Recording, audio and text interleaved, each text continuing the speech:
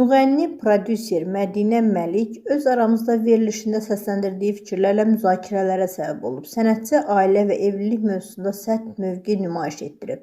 O bildirib ki, bu gün oğlanların ailə qurmaq üçün tərbiyəli qız tapmaqda çətinlik çəkdiyini düşünür. İndi oğlanlara ailə qurmaq üçün uyğun tərbiyəli qız tapmaq çətinləşib, deyə Mədinə Məlik vurğulayıb.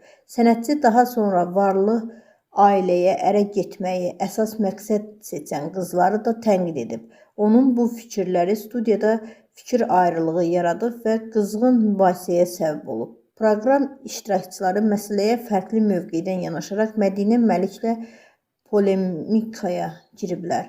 Verilişdən yayılan kadrlar sosial şəbəkələrdə geniş yayılıb. İzləyicilərin bir qismi sənətçinin fikirlərini dəstəkləsə də, digər qrup onun ümumiləşdirilmiş yanaşma səsləndirdiyini bildirib.